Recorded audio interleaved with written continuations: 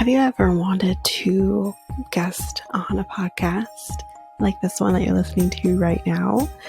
Well, you can. You can definitely do this by visiting a website called Podmatch, where you can sign up and be available for all different types of podcasts that you can guest on.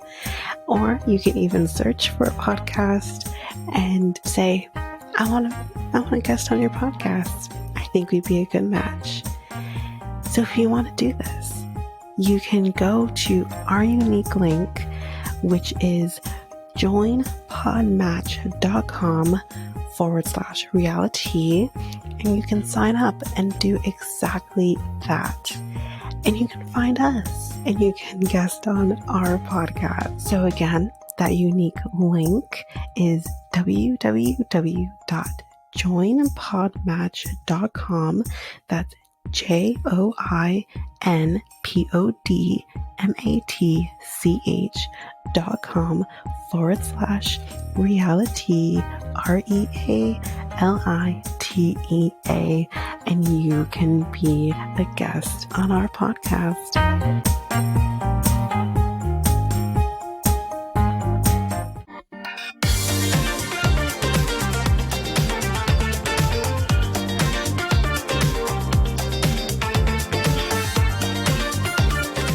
Welcome to Reality Tea Times 2, the podcast where we discuss all the trash reality TV we love to hate. I'm Tanika, and a lot of trash we get this episode. So yeah.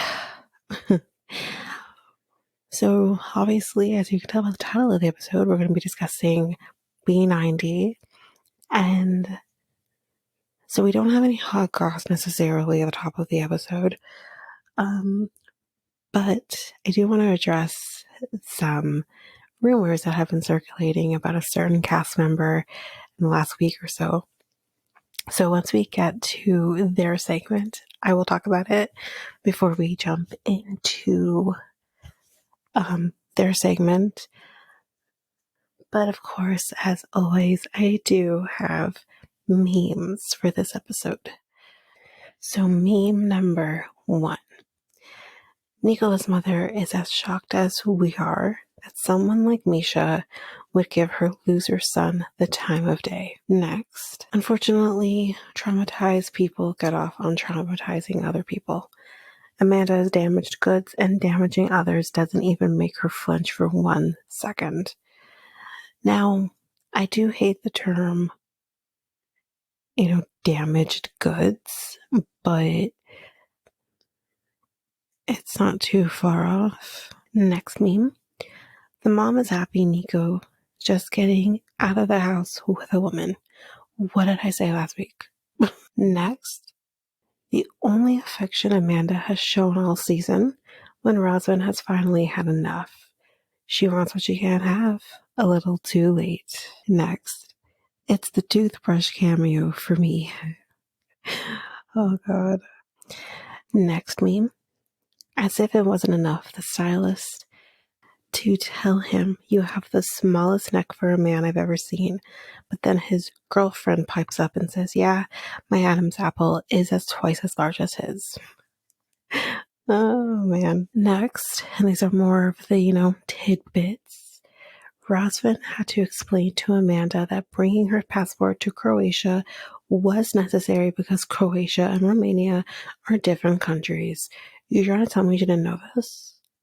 Ma'am, how dumb are you? Next, Amanda admitted to Razvan that sometimes it's easier for her to be mean than to be emotional. Can we say trauma? Next, when Nicola complained to his brothers about how many clothes Meisha had brought, his brother replied with, if you understand women, you understand God. Meisha approvingly chimed in with, amen to that. Next, before their fight last night, things had been going so well that Amanda called her kids back home and asked if it was okay for Razvan to come visit. They said yes, and were so excited they offered to let him sleep in their beds. Next, when Riley said it's normal to hire a private investigator in the US. Just be quiet now. I mean, we'll get there. My goodness. Next, Jasmine is afraid the reason her visa has not yet been approved is because they found out she and Gino met on a sugar baby website. I don't think they care. Next, Cleo complimented the store clerk on his costume, but he explained that these were just his normal clothes. I hope he's joking. But that is it for the memes for this week. So let's get into the reason that we are here. B90 Season 6, Episode 13, Modern Romance. And first, great segue, we're going to be talking about Christian and Cleo. So they're going to costume shop.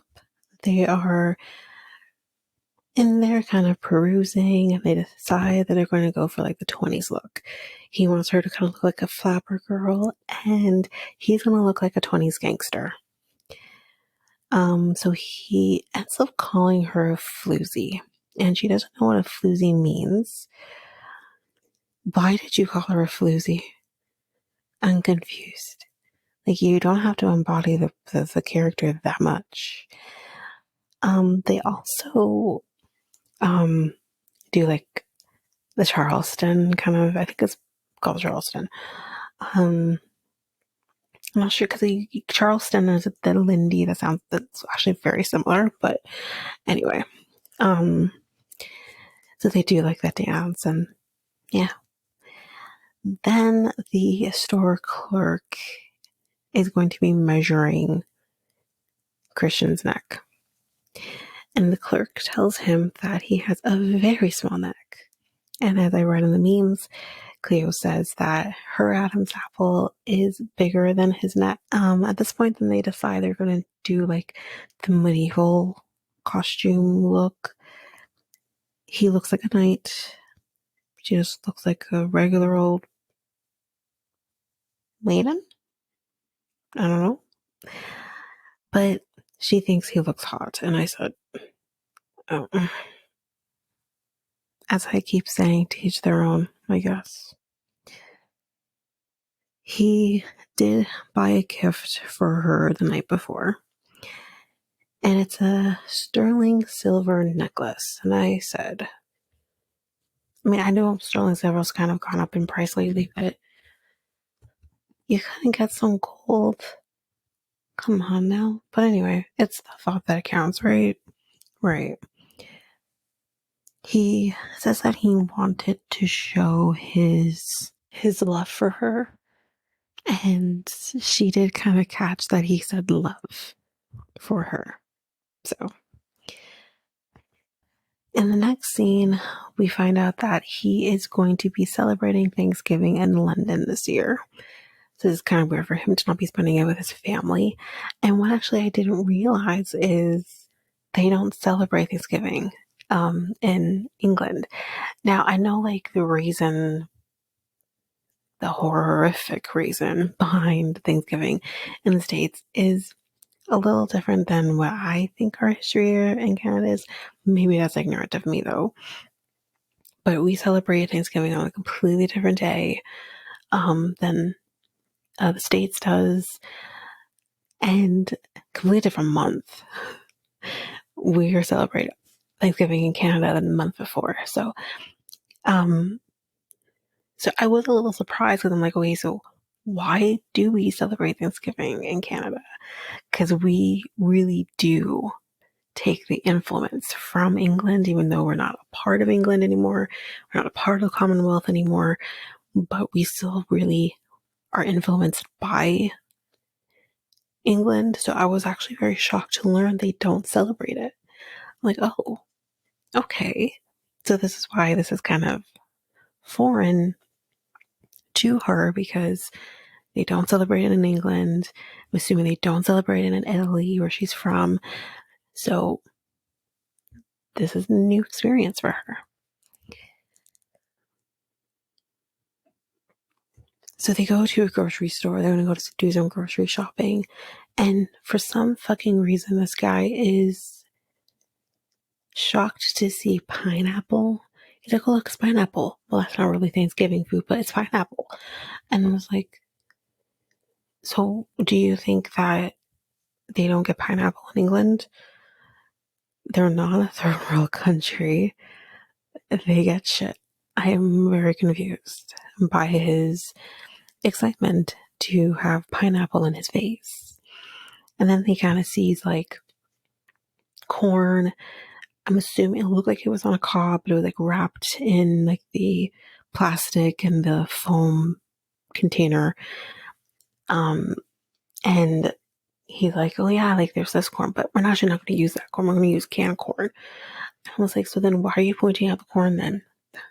Wait till you get to the canned corn. And who chooses canned corn over real corn? I maybe this makes me weird. I hate canned corn. So basically for me, you're lucky if you catch me eating corn that's from a can. The only time I eat corn is when it's in season on a cob. I absolutely hate canned corn. It's disgusting. That's me. But anyway.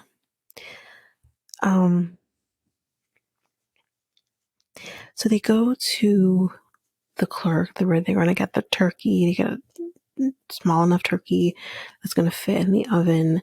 And I clocked that this clerk touched his earbud with his gloved hand. He then, right after doing that, handled this turkey.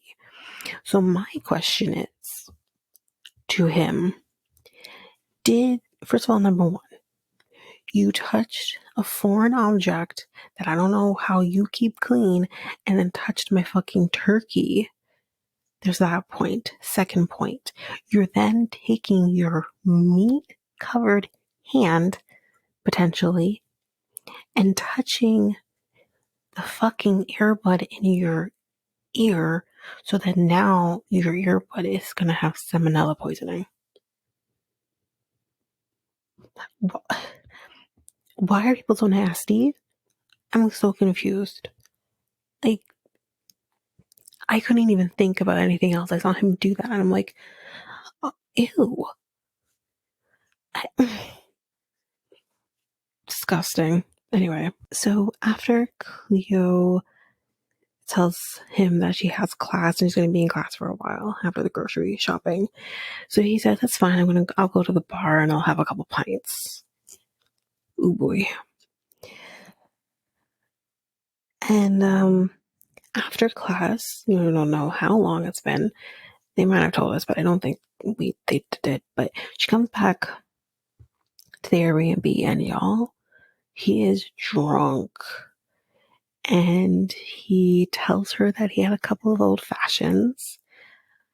And I mean, I've never had an old fashioned, but I know it's strong from what I've heard from other people. But anyway, so yeah.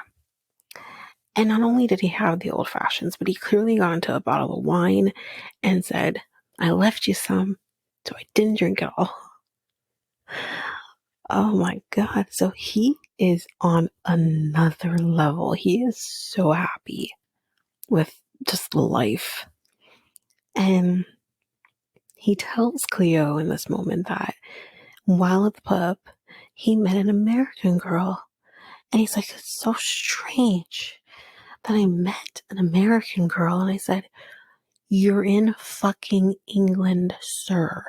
There are going to be people in England that are not just from England. You're going to have people who potentially are from America or Canada or even other places in the United Kingdom. People go to fucking England.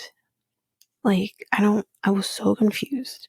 And not to mention there's people who could be traveling the same way you are on vacation, whatever. Or maybe someone's going to school in England or whatever the case may be. It's England, bro.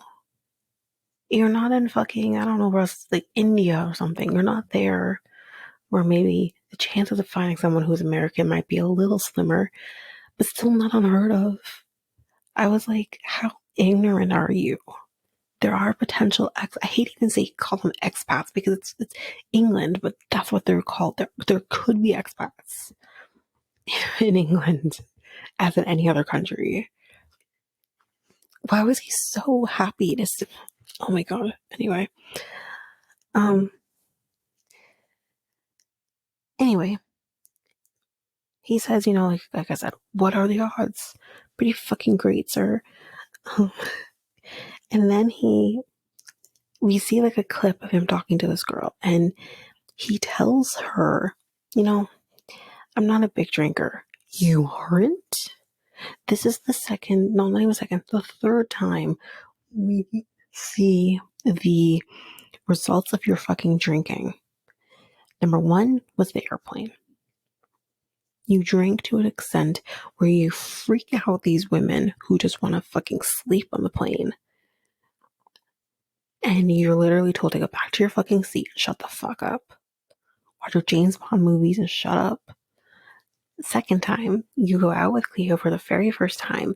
You don't pay attention to her. Instead, you talk to other women at the bar or whatever you were and rope them into your conversation. Now, I don't know how drunk he was, but he was maybe definitely getting to the next level. I don't know. And now this. You go to a pub by yourself. Oh my god, you meet an American woman. And you're so excited. Who clearly is a production, like, just added into the situation. She's being paid. And you get drunk to this extent with this person that you're about to do what you're about to do. Let's get to it. So he ends up telling Cleo that he invited said woman to Thanksgiving dinner at the Airbnb. Oh my god. It is a fucking miracle this guy is alive. Are you fucking kidding me? You don't know this woman's a fucking serial killer. We are you, you invited a complete fucking stranger into the place where you are staying that's supposed to be your safety, your sanctuary, and you're inviting a complete stranger. I would fucking lose my mind. I would say, yeah, you and her, this person, this stranger, can go elsewhere. You're not coming here. No. I'm so confused by him. And she says to the other part of this, which fucking even like, forget that for a second. Because the whole idea of him inviting a stranger into your home is it's so multi-layered. The safety of it, the fact that you don't know who this person is, and you're just inviting them because she's American, and the fact that she's a woman too, you're just inviting her, like, and she's told you this makes her uncomfortable, and you still do it, like. But then she does say the other half of this is, I'm autistic. I thrive in my environment, and I need my environment to be familiar, and I need to feel safe in my environment. You invite a complete stranger into this home when I'm going to be, out of my element cooking and all this. She says it makes her very flustered to begin with. And then you're adding an extra element to that. And it's like, she's not going to be able to put up a front the same way as maybe somebody who is not autistic or have some sort of, neurodivergence. It's just not going to happen. And this is what he doesn't seem to fucking understand. And again, again, when I talk about the fact that I have a very close family member who is autistic, I see that firsthand. It's very different because I think how my family member versus Cleo, how they present is very different to some extent. But the basics is very similar. And I see my family member who will go out with his friends or whatever and thrive very differently with them.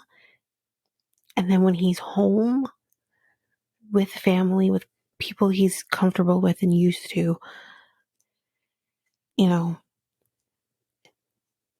he's just a different priest. He's not so much different. He's just himself and he feels comfortable and he thrives in what he expects to be his norm. You shift that a little bit. And it's not so much that they can't adapt to the change, but you need to give them more of a heads up than the night fucking before. And yet, still, it's not a complete stranger. It might be stranger to them, dependent, but, you know, they're not a stranger to somebody else necessarily. In this case, this woman is a stranger to everybody who's going to be in that fucking home. And I think the problem is that he sees a side of Cleo and he thinks that's who she is in every aspect of her life. No, that's not the case. She has to fully mentally prepare herself to be a certain way, but again, how she is with her friends, and we see it, how comfortable she is with like Jane, being able to open up freely because she's used to her, and then how she is with Cleo. Sorry, not Cleo, God, how she is with Christian. It's very different. She's used to him, she's comfortable with him to a certain extent, but she still has to act a certain way because that she's still getting used to him, right? I'm sure how she is in school is very different. If she has a job, how she is in her job is very different. She's gonna have these different layers. And again, that's not to say that we all don't do that, whether we are on a spectrum or not. We all kind of do that. How I am with my friends is very different than how I am with my partner, than how I am with my family, than how I am with my employees, my coworkers. It's very different. And even within different relationships, it just is changing, right? Not to say that, but it's different when you are on a spectrum and you have to learn to adapt. You can't throw shit on her. And that's what he's doing. He has no fucking clue. And no matter how many times she tells him, this is what I need. This is what I need to be able to thrive in my life. I need these comfortable modes. I am a creature of habit. I need to be a creature of habit to function. Just to, put it basic. He doesn't fucking get it. And it's frustrating. It's frustrating that he doesn't have any fucking wherewithal in his head. In this case, he's drunk, but like, is this a fucking norm for you that you just invite random people into your home that you don't know? And he uses the excuse of, as we see in the next time on, this is who I am. That's a fucking cop out. But anyway, I'm done with my rant. I could go on and on about this guy and how he treats her. It's just ridiculous. But let's continue. She says in her in the moment that she's starting to see a pattern that he needs constant validation from women. And she isn't wrong. That's another aspect of it as well. Why do you need to have constant validation from the opposite sex? What is with that? I don't know.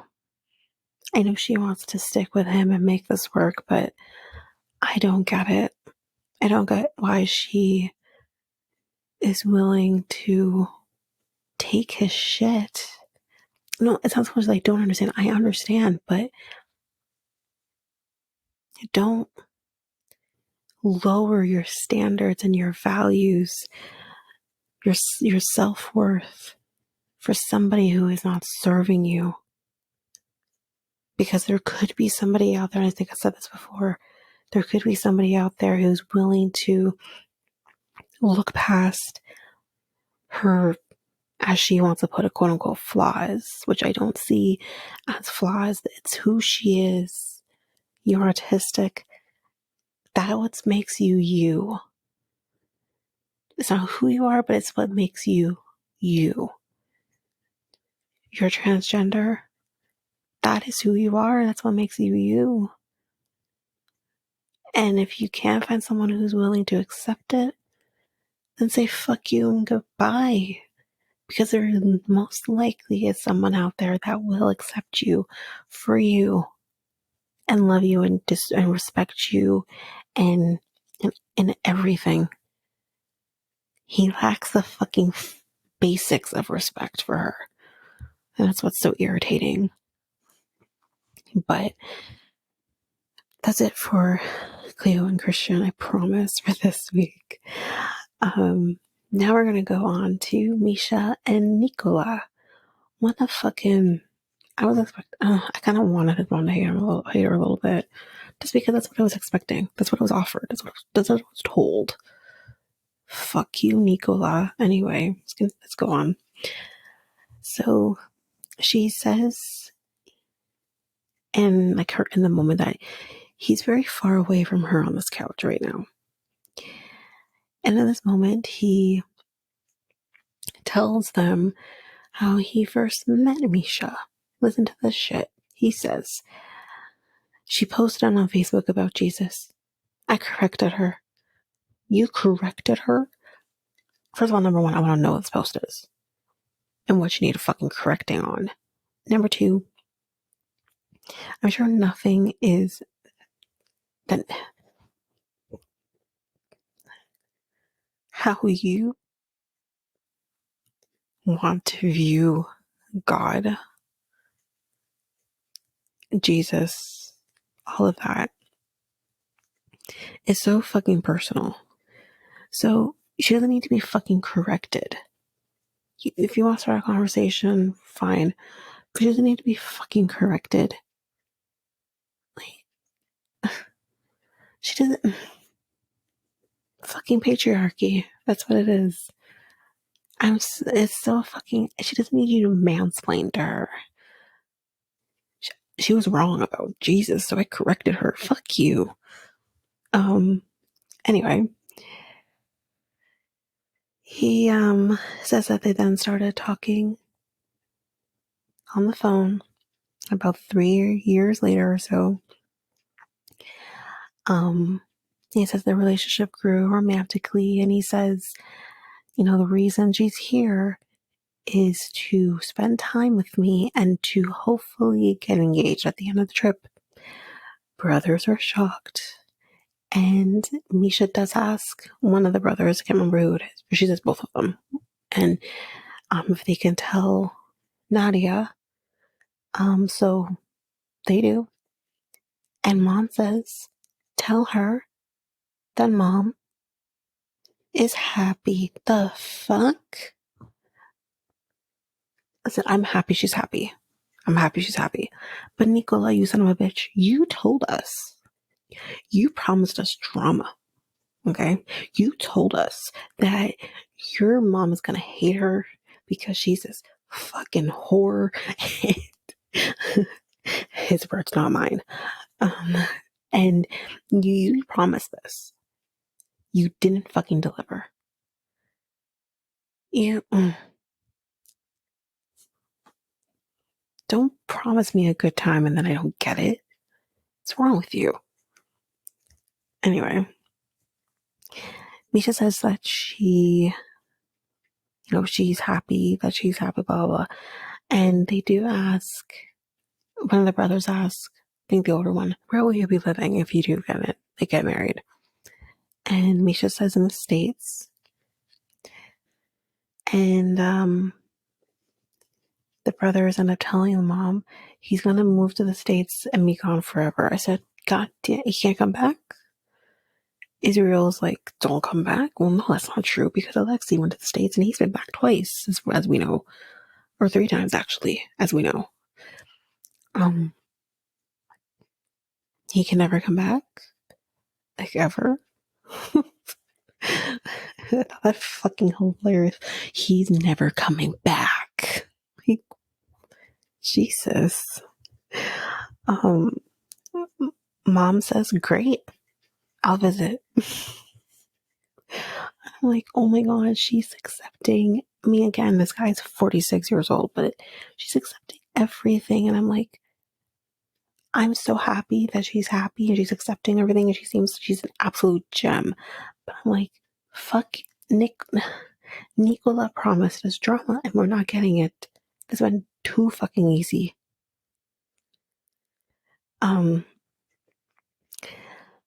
Nadia says that, sorry, no, not Nadia, Nicola says that Meisha is Catholic, but before she was Catholic, she didn't know God. And I said, fuck, God damn it. Just because she wasn't quote unquote Catholic or whatever, I don't know if she recognized any religion or whatever, but she could have been spiritual.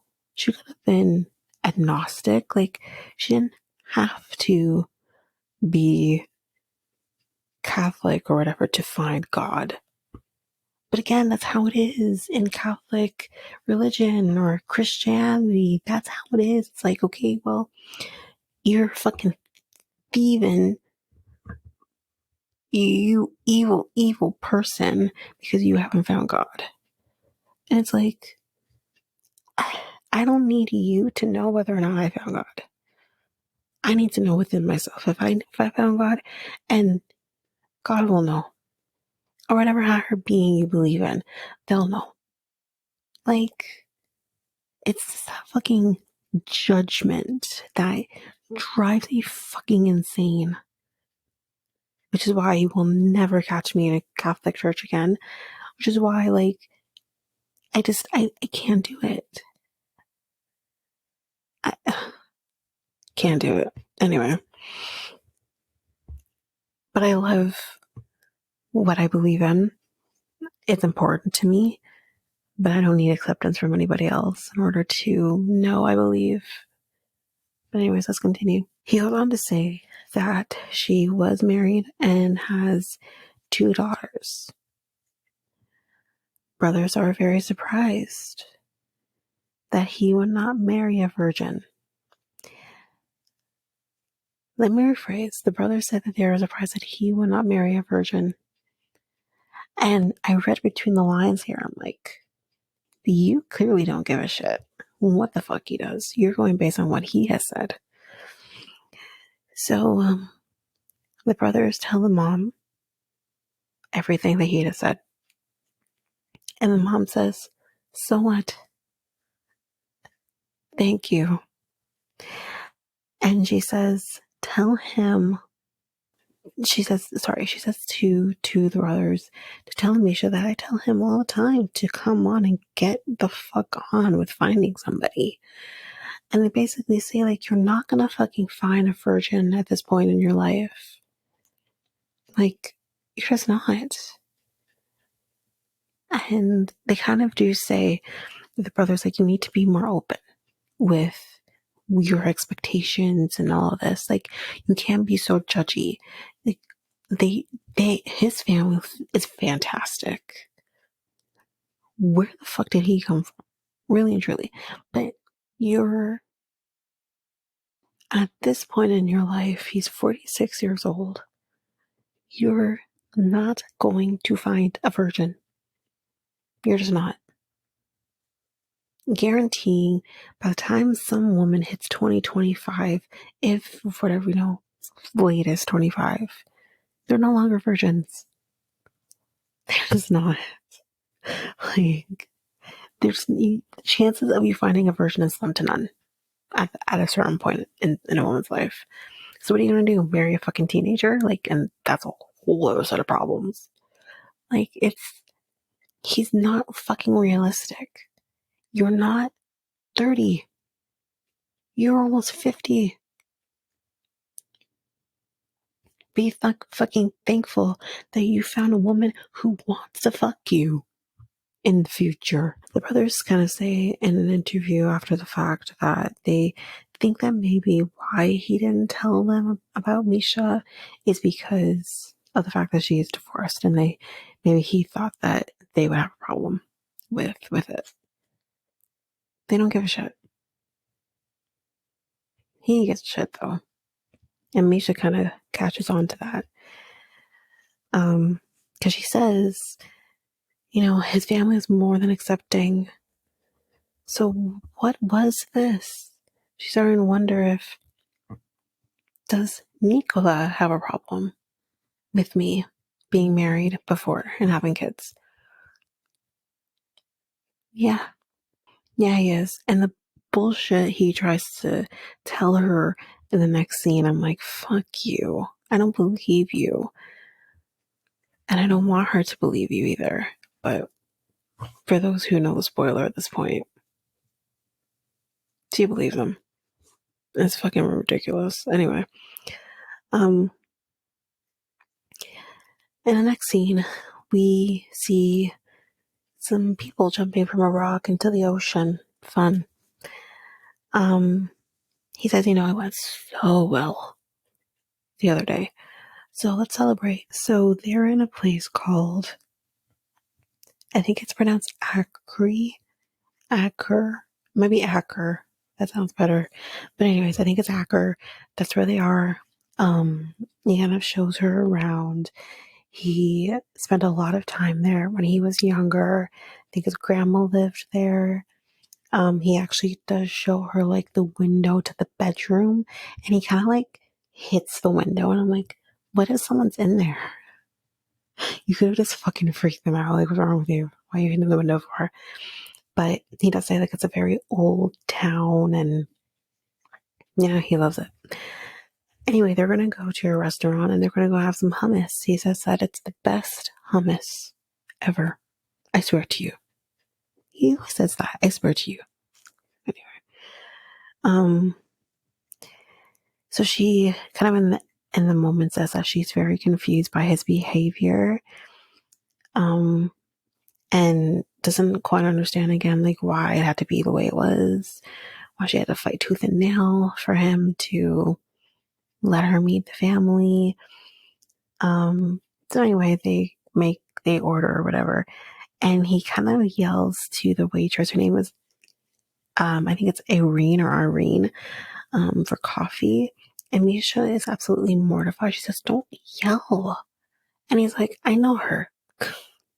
He's like, "Everybody knows everybody here." And then he has to make a fucking dig and say, "What do you think, you're in Minnesota?" I first of all forgot she's from Minnesota. And number two, what does that have to do with anything? So they kind of start talking about the day before, and I guess Misha's kind of showing a different thing that he wasn't expecting, and he's like, "What's wrong?" And she says, yesterday, and she says like, you're so quick for your family to not like me, and they were more than accepting, which is perfect. It's great, but like, why? And he says, no, like, it's not about that. And she says that there was zero affection between them. She's like, we were barely friends, much less romantically involved. Like, he says it was the hardest day for him, but it went well, motherfuckers. He said it stressed him. Poor baby. She asked, like, do you have a problem with me being divorced? Is there anything that bothers you about my past? And he says, no. You know how much I love you. Very love bomby. not quite to the level of what we will see with Amanda in a little bit, but to a certain extent. And he can kind of see that maybe she's doubting him. And he says that her doubt, it bothers him. He's worried that maybe she won't want to continue on with him. And I said, yeah, she shouldn't continue on with you. She can do so much better than you. Anyway, that's it for Meisha and Nicola. So next, we are going to be talking about David and Sheila. So there isn't a whole lot here usually these days with David and Sheila, but we'll just go right through it. So David is going to be going shopping on his own. He tells us that Sheila is at a prayer service for her mom, so he's going to be going out by himself. Obviously, this is a big thing for him because he's in a foreign country. Anyway, so he is going to Cebu to do the shopping. Maybe I'm incorrect here, but isn't that where Brandon and Mary is in Cebu? Maybe I'm wrong, but I thought that's maybe where they were. Maybe they're nearby there. I don't know. Anyway, so he says, it's good that she's away because he has plans. And what he's getting, he says that Amy is not available to help him today. So yeah, he's completely alone. He is scared about the language barriers that he could face while trying to do the shopping. He says, will I be able to navigate the market by myself? Maybe if he asks someone for directions, are they going to be able to help me, or will they help me? So he's very stressed out about that, but he does get a taxi ordered for him to take him to the market. He gets to the market, and basically he's just trying to find his way through. But he does come up to a store clerk, and he asks if she can direct him to the ring shop. And she does. She points him in the right direction. And yeah, he gets there. And he tells us in the moment that tomorrow they're going to be going on a romantic trip. And it's there that he is planning to propose because he doesn't have much more time to do it. He says that she makes his heart flutter, and I thought that was so sweet. So he's in the shop now, and he tells her, the woman at the clerk, tells her that I'm deaf, and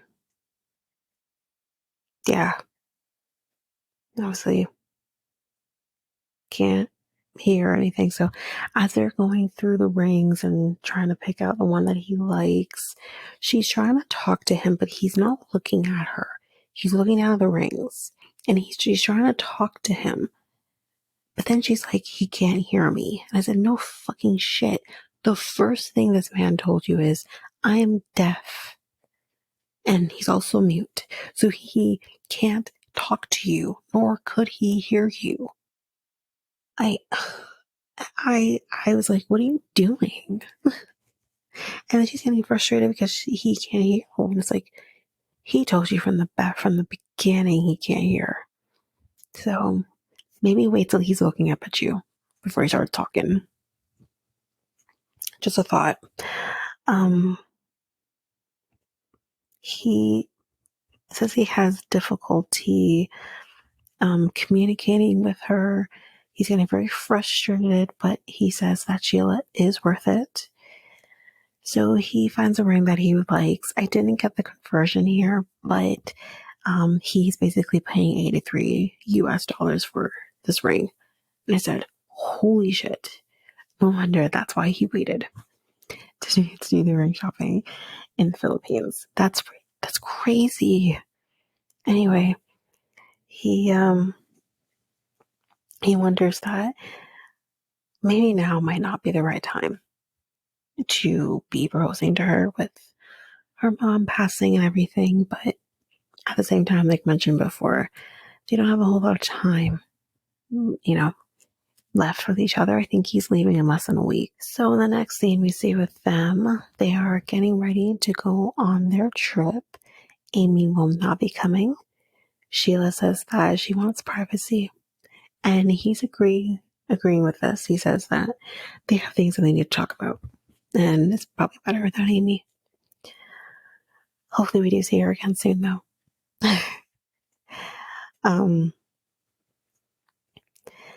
So they, they're getting there to where their destination. On the way there, he says that he looks forward to food and the beach and making love a lot. And she says that the first time, as we know, they tried, didn't work out that way. She basically said that his dick is too big. Not basically, that's literally what she said. She tells him to be gentle with her. It's no fun. I'm kidding. Okay. So they get there, they check in, all that, and they get to the room, and the room is so nice. And he does say, though, that he will have to work really hard and long hours in order to pay for this trip. So they sit down and they're kind of conversing with the phones, and he tells her, no more phones, just sign to me. He says, show me what you got. So she says, like, I will try, and she's definitely trying. You can tell, like, she does kind of know the letters, when you can kind of see, like, how broken it is for her and trying to do it. But he does ask her, like, why didn't you learn before? And she says, well, before you were texting and little sign language. So I guess she felt like there was no need to, but I didn't like this answer. This is the first time I wasn't on Sheila's side. I didn't like it because I understand, yes, you are texting a lot more than you are video calling with each other and talking to each other in that way, but this is something you need to learn. And if you want to have this relationship work for you guys, you'll need to learn the language in order to talk to him. So why wouldn't you do that? I'm confused by that. Again, like, let's say hypothetically, my boyfriend, like I said many times already, he is South African. He's not born in Canada.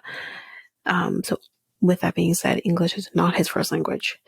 I'm not saying we met and he didn't speak great English, and his English is phenomenal, despite what he thinks. But, his English is great, and he, obviously can have a conversation. He's been living here for over 10 years now. So he knows the language. But what if he didn't? I would try my best to learn the language so that I could talk to him. Because that's what you do. And vice versa. But obviously the only difference here is he can't do that. He is incapable of learning her language in the sense of that he can speak to her because he's mute. And even if he wasn't mute, he still can't hear you when you talk. So he's not able to learn. I mean, I do wonder if he is capable of learning how to read lips, but I also wonder if now at this point in his life it's just not going to happen. So I'm like, I know learning a language is really difficult the older you are, but you have to try, and you have so much time to try, so why didn't you? So that's the one thing I'm like, I didn't like that. You should have been trying. And he says to her, learn all you can, so that you can be fluent. And that's basically, I guess, the end of the hard conversations. Because like a true woman trying to shut her man up says, you want to go shower? And he says, yes, and they go shower. So that's, but yeah, that's basically it for Sheila and David. Do you want to spice up your love life? Well, you can make that happen by going to Love Shop, where you can get sorts of different things, whether it's for both you and your partner or just for yourself. For solo play, you can get things, all types of vibrators, maybe more kinky type toys, or you can just buy what every person may need, like lingerie or protection, or even just something to make it a little more fun, like games or novelty things. You can do all of this by going to Love Shop, and you can use our unique coupon code REALITY2 to get 10% on anything your heart's desire. So that's loveshop.ca, loveshop.ca, and use our unique coupon code REALITY2. That's REALITEA and the number 2.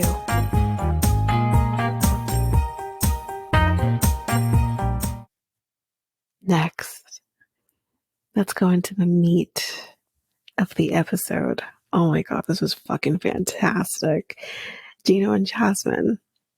So, Jasmine tells him that it's a spa day. And she's trying to say, okay, I'm going to wipe your face off first, but this hat's in the way. So she's like, your hat. And he's like, no, no, no. Because the last time you touched my hat, you flung it across the room. And the whole fucking world's on my bald head and patch of hair. So he ends up flipping the hat around so she can do what she wants to do. And she steams his face and is like, what's that? And she says, close your eyes and your mouth. Don't speak. She puts a mask on his face and giving him a massage. But then she says, when you're here, it gets better. We get back on track with communication. But when you leave, our communication gets bad again. And then we just keep going through this cycle. And she kind of says, I guess, like, why don't you stay?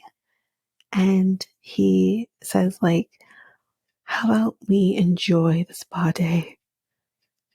Why do we talk about this right now?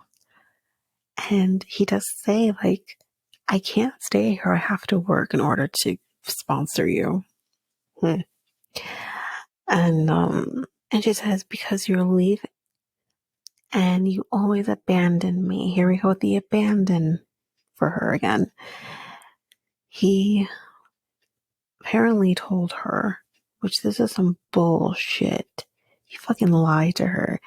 He told her that the K1 visa would be approved initially after 6 months. Where the fuck did you get that number? I don't think K1 visas have ever been approved in 6 months in the entirety of this show. What the fuck are you talking about? Maybe back in the day, I don't know when, like, I don't know, the 1950s, they maybe did. 6 months? Are you fucking insane? This is why I feel like he never did it. Or he at least never did it when he said he was going to do it. Because where the fuck did you get that number? I don't know how it looks like on the United Immigration website, but here in Canada, as I said, I have some experience with this, doing this with my ex. When you go online, it literally tells you how long it's going to take. It tells you the status of your application. Again, it's only really 3 stages. And it also tells you the duration at the point you start to the end. Where the hell did you get 6 months from? And then anyway, he continues on saying that he would then tell her it was going to take 12 months, and now it's been 13 months. And anyway, she says, or he says that when he gets back home, he's going to call immigration, figure out what's going on, see if he can speed the process along. And she says, okay, fine. Listen, if I can't have my man, then I want my apartment.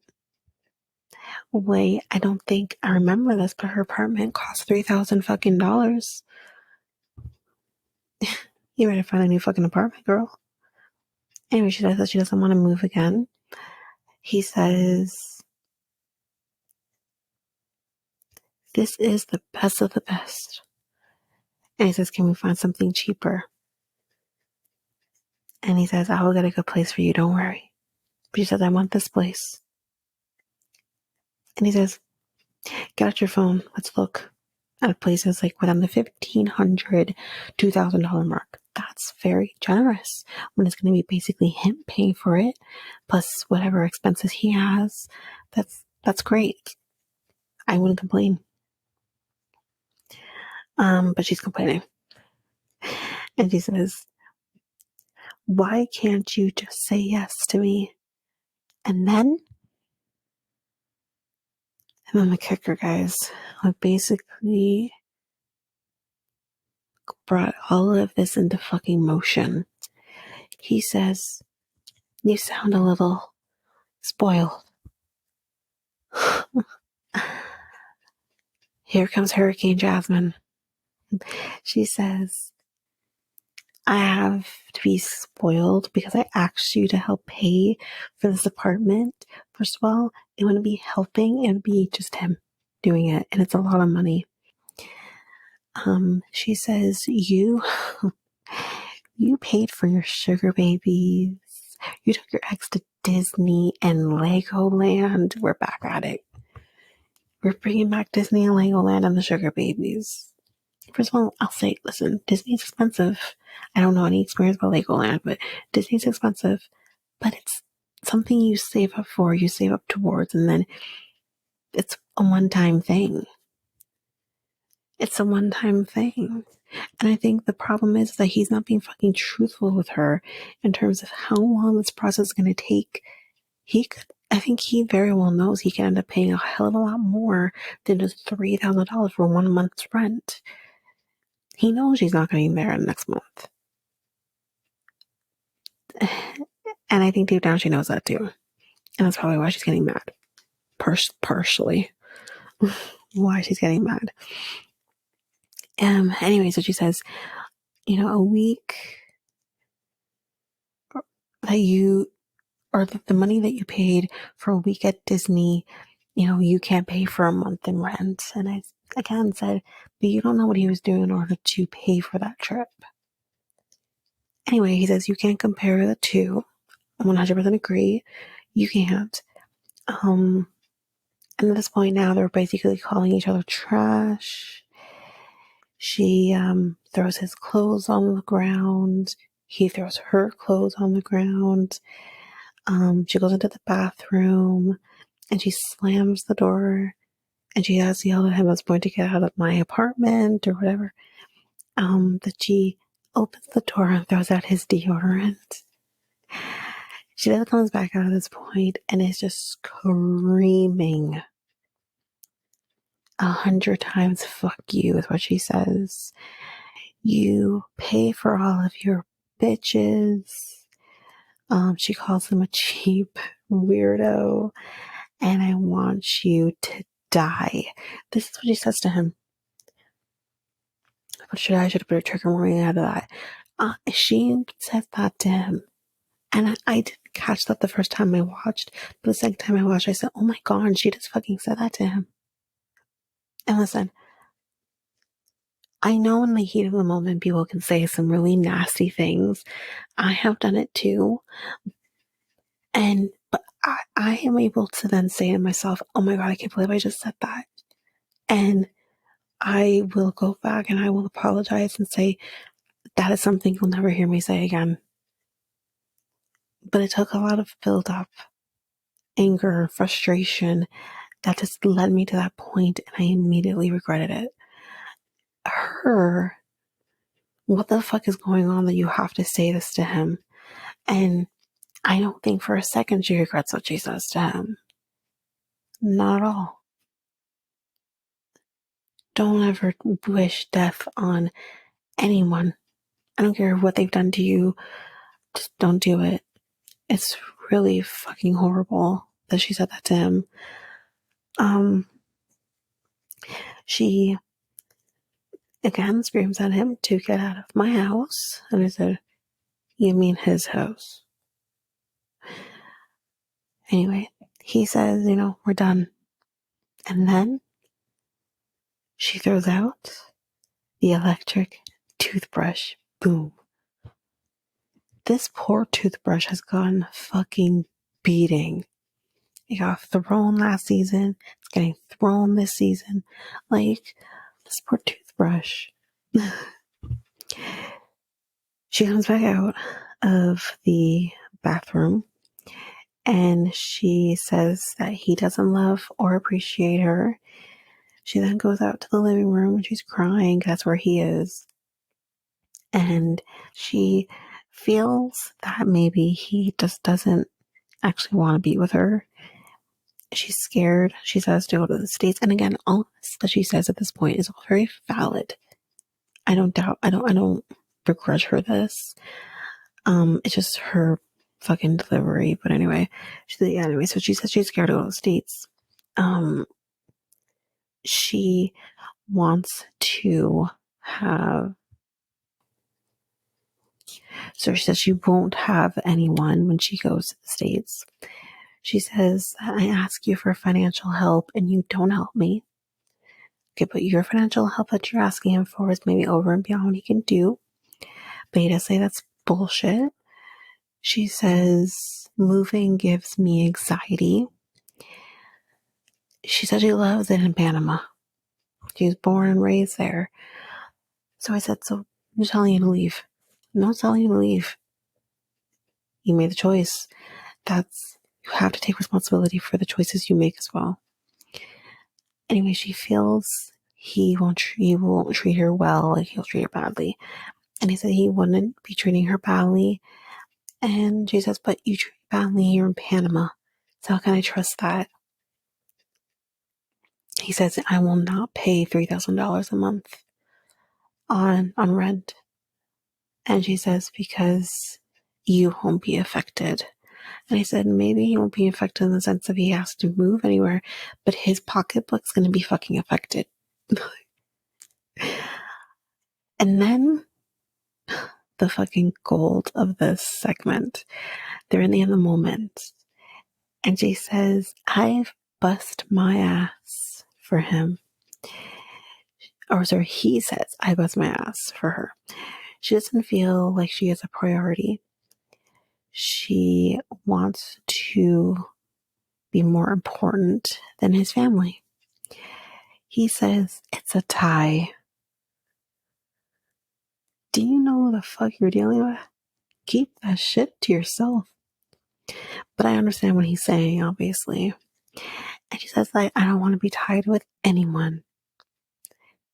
And I said, okay, but wait, you want him to treat you as you're the most important thing to him.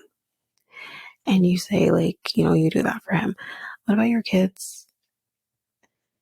And honestly, the love and whatever that you have for your kids, and then with Gino, that shit should not be tied. Your children should be the most important thing in your life. Fuck Gino. Like, you know what I mean?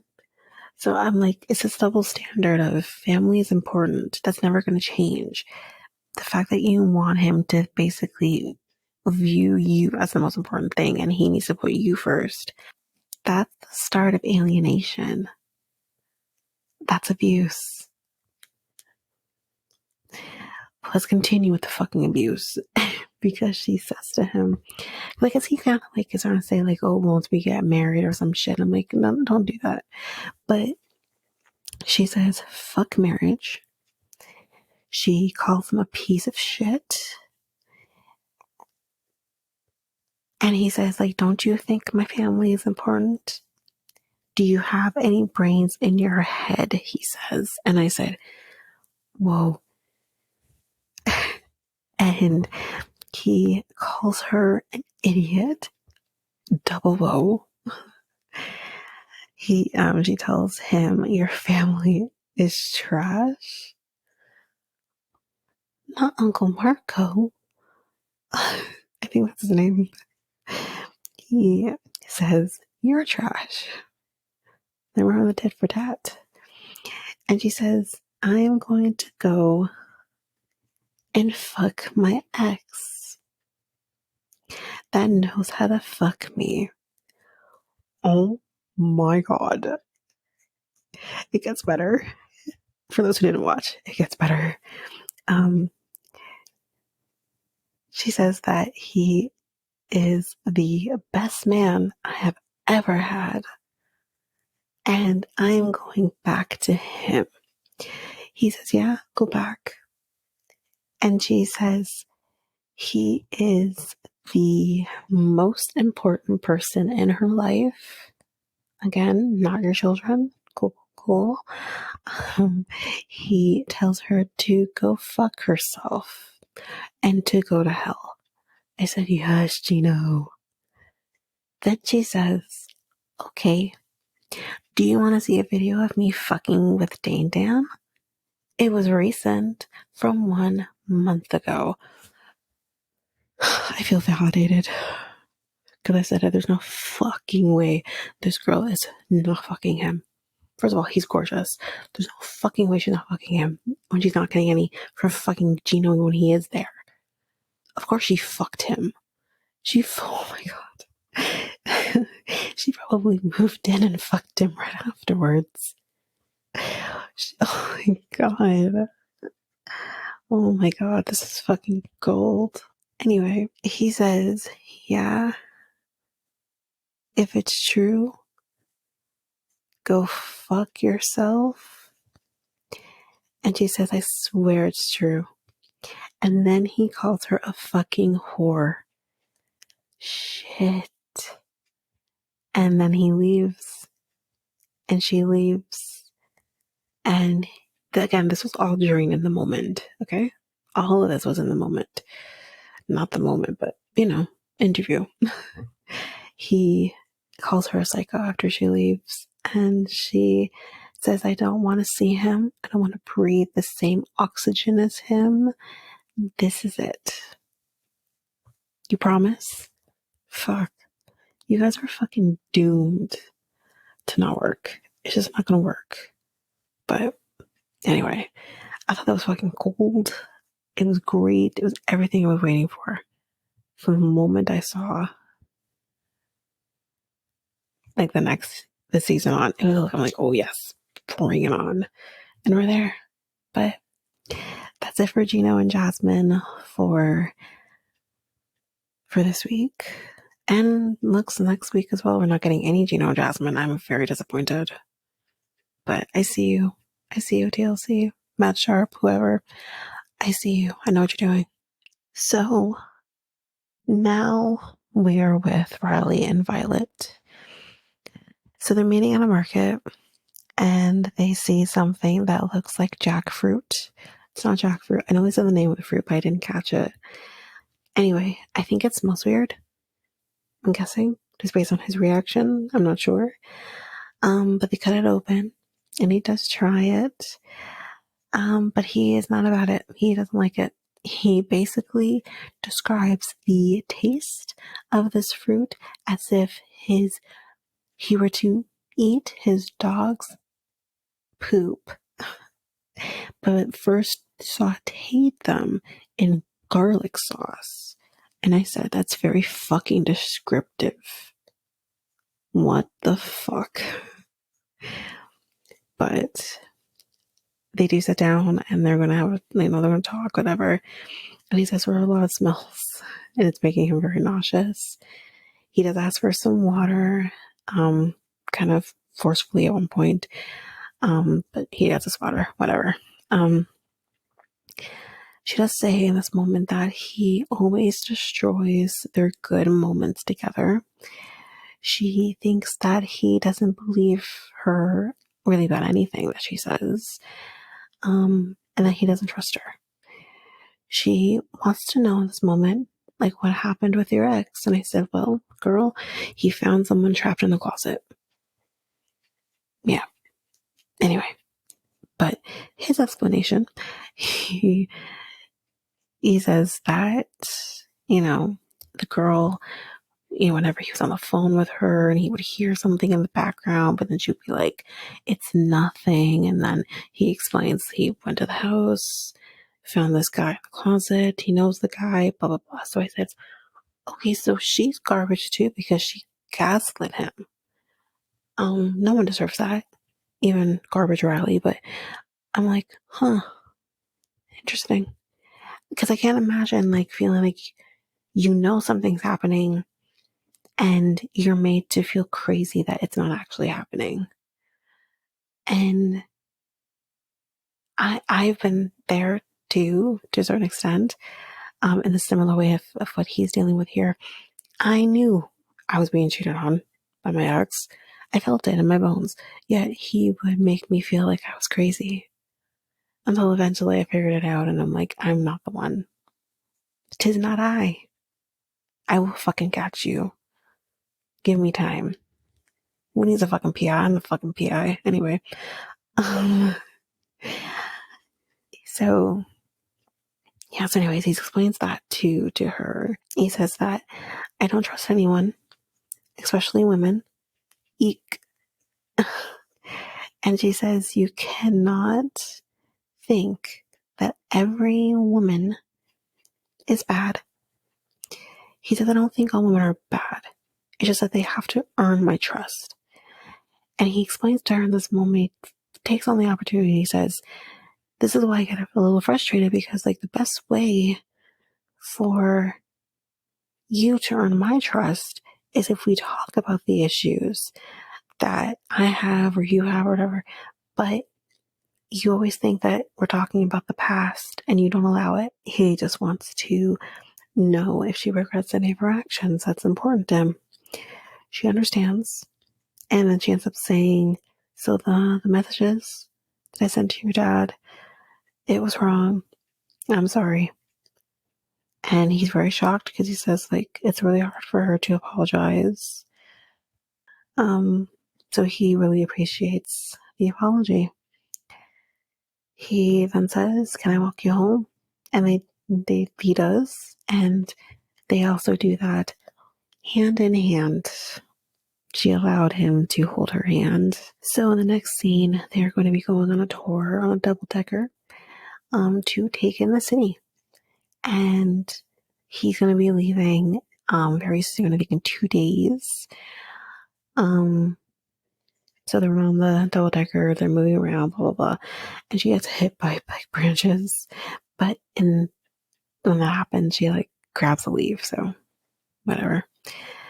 She tells him that she hopes that he can trust her more, like after he goes back. And he says, well, we have come very far.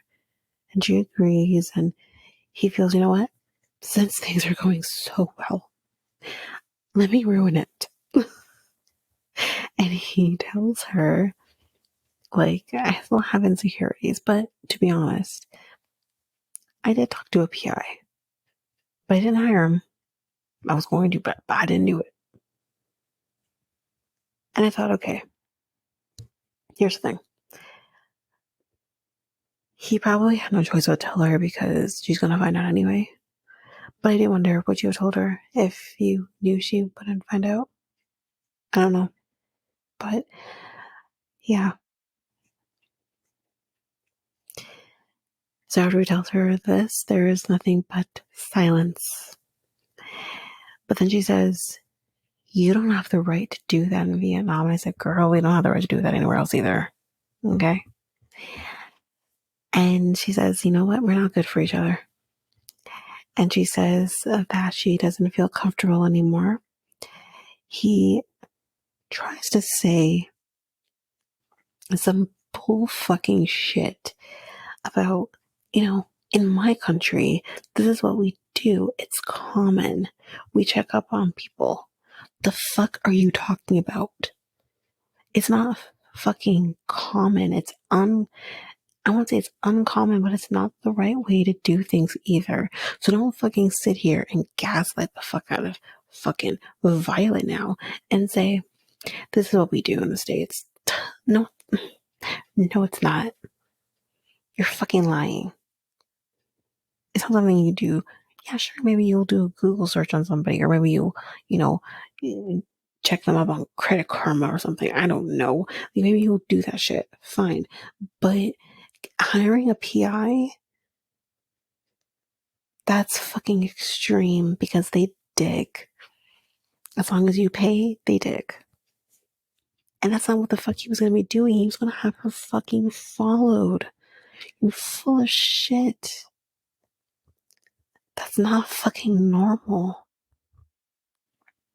Anyway, she says that she doesn't feel good and now she just wants him to go home. I said, me too. She feels like the relationship can't develop any further. And she tells him to just be quiet now. Don't talk anymore. And he says, yes, ma'am. And I said, damn. I mean, I get her being upset. She has every right to be upset. Anyway, that is it for Riley and Violet. Next, we have Amanda and Razvan. I think this is the last couple. Okay. So he kind of goes back to the room, and I can't remember if he said this in the moment or to Amanda, but he says he's never argued with someone like this before. He asks, like, what are your true feelings about us? And she says, obviously I care and I love you, but we are just different. And she explains to him what that means because he does ask her. And she says, like, providing for your family. Like, would you work as like a janitor, while chasing your dreams? And he does get a little frustrated here and a little bit defensive because I don't disagree with her here. So I do understand this. But he says, I don't want your money. I never asked for anything in my life, not even my parents. And she says, you're missing my point. And he says, tell me then. And she says nothing. She says nothing. But then he says, you feel you need someone with stability, like Jason. And he says, I told you what I am before. And I said, that's all I needed to know. As long as she knew prior, then what the fuck are you complaining about? And she does say, like, well, like, I thought I could handle it. And I said, and I thought the fucking moon was made out of cheese. That doesn't mean it's fucking right. Oh, God. I didn't actually think the moon was made out of cheese. That's fucking ridiculous. Anyway. She apologizes for hurting him. Says it's not her fucking intention. She says, after Jason, I wanted you to be the right person. But maybe we're just not right for each other. Hold on to that. He says it's not fair for you to do this to me. He tells her, you told me so many different things. And she says, because I felt that way. And he says, no, you didn't. And I said, agreed. She was always fucking with him. Obviously, with all the spoilers come out, like, her husband was still alive and she started talking to Razvan. Anyway. I mean, I don't know. It's just, she's full of shit. He doesn't understand what he did wrong. And I said, You didn't do anything wrong. Don't start blaming yourself because this bitch can't get her shit together. And again, I don't want to sound horrible because I know she went through a traumatic thing. I don't wish that on anybody, not even her. But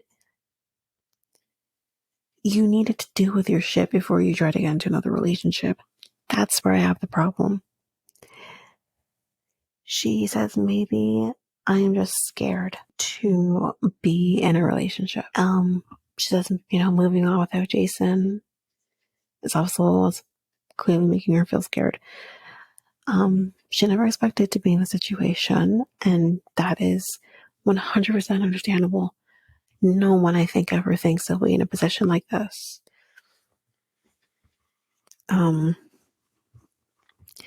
She said, maybe I make excuses, just make up, a reason for us to break up. And I said, that is so fucking insightful because I think the same fucking thing. Been saying the same fucking thing. So it's very interesting to see her actually come to that conclusion on her own. And he says to her, you told me last night you wanted to leave. Do you still want to leave? And she says, do you want me to? And he says, nope, I am not going to say that. You have to tell me. You need to figure out what you want.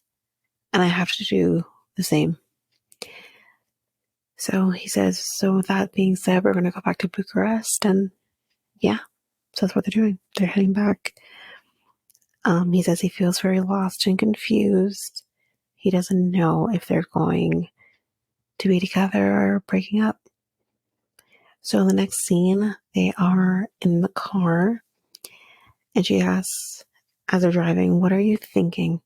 And this man, this poor man, is so fucking defeated. He puts his hands up in the air and he just brings his hands back down and honks his horn. And I said, what the fuck? I think that's his way of saying, what the fuck do you think I'm thinking? He says he's just tired. He can't tell her he still wants a relationship. She thought she was going to end things. Okay. She says in the moment. But she says that my past trauma is an issue. And she says she doesn't want to be with him. She says that she realizes that it was more difficult than she thought it would be to start, this new chapter. And I said, yeah, if you took even one fucking session of grief counseling, they could have fucking told you that. Of course, it's not going to be fucking easy. I can imagine. I never want to imagine having to go through what she's going through. But you didn't do the fucking work. Instead, you jumped into a new fucking relationship before your fucking husband was even passed on. Anyway.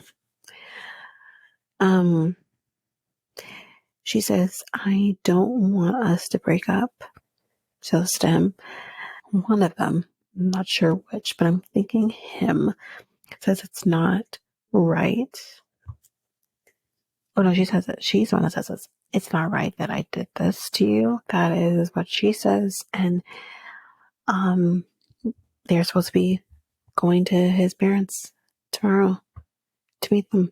Good luck to you. She says she wants to stay and she wants to work on things. And he says, okay then. He doesn't sound very optimistic. And she kind of goes to hold his arm. And he kind of says in the moment that it's hard to let her go. And he doesn't want to cancel the trip. At this point, they're actually, I think, in his apartment now, but it's still in the moment. Yeah, he doesn't want to cancel the trip. And they go to sit on the bed and she just holds him and she's kissing on him. And I felt in this moment something tells me this man doesn't want to be fucking touched by you or anyone really. So why don't you respect his space? But he does say that he feels like he's starting to shut down Yeah, I don't blame him. It's not productive, but I don't blame him.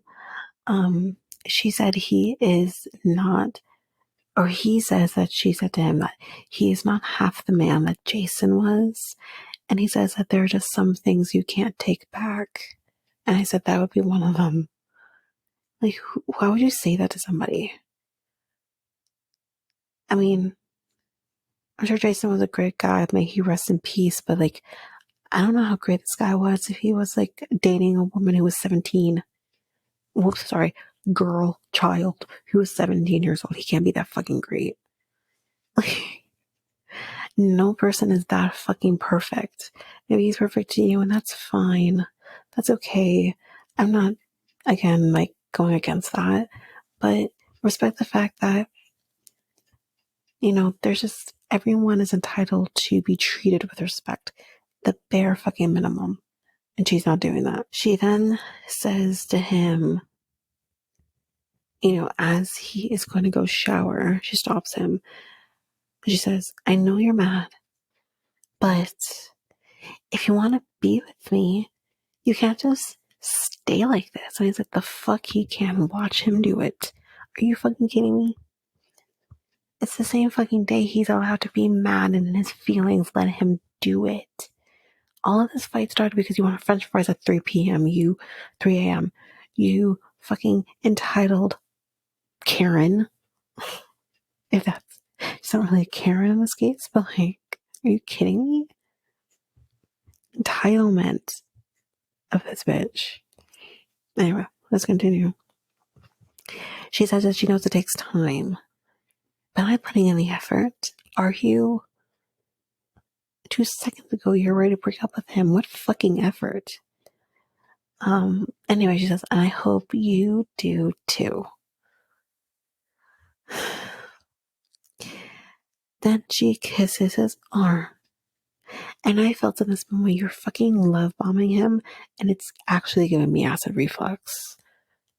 Like, this is ridiculous. Like, I'm actually watching you love bomb him. In the moment, she says that he's being very cold and not showing any affection towards her. And I said, of course not. He's upset. And she says, life does not give you two loves like this. And he is her second love. She doesn't want to lose that. And I said, well, then stop sabotaging the relationship.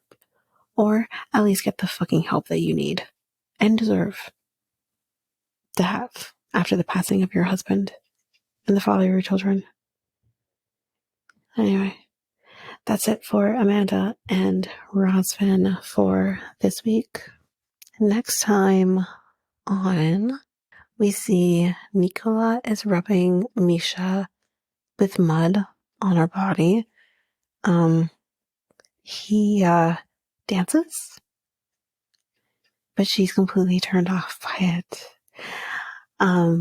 Statler meets Dempsey's friends, and her friend basically, I think, towards Statler says there's some codependency. And on the way back, I guess, or maybe on the way there, we don't know, Statler says that she needs to have her person next to her all the time. And I wrote, ew, I love my man, but I don't need him up my ass. No thanks. Amanda and Razvan, they're going to meet his family. Cleo says Christian invited another person to Thanksgiving. She's telling Jane this. Obviously Jane's going to come in hard on him. And he says that, I'm feeling judged for being myself. And then, yeah, you are, because it's fucking weird. And then we see David proposing, or they're trying to make it look like he maybe doesn't propose, but yeah, that is the end of the episode for B90. So if you like what you heard, please follow Reality Tea Times 2 on any of your favorite podcast apps so that you don't miss a single episode.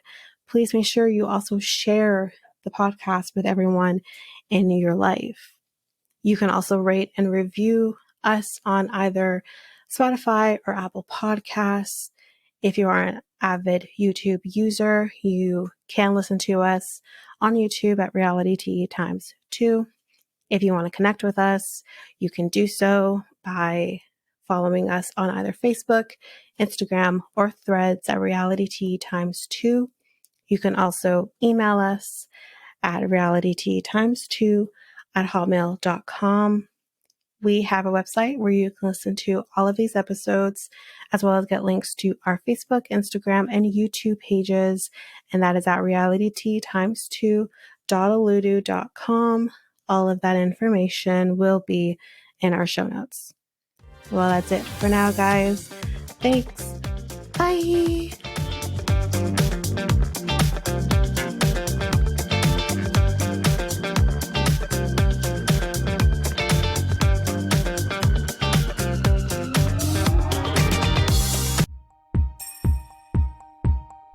Have you ever thought of starting your very own podcast? Doing the research, I found something that would have made editing easy and seamless and makes the podcasting experience just that much easier.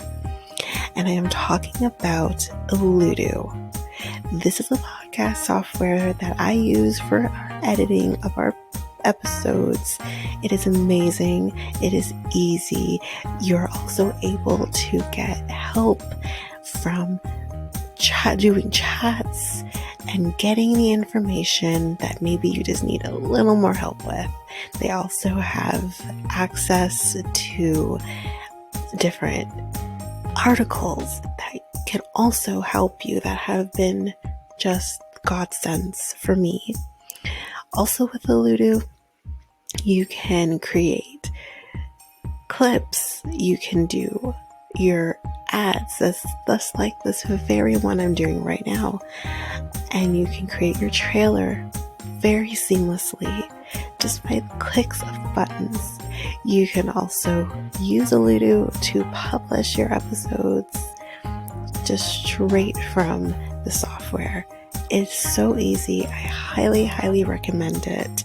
You can get access to Aludu by using our unique link, which you can find on our show notes, just down there at the bottom at the show notes. And you can get access to an easy software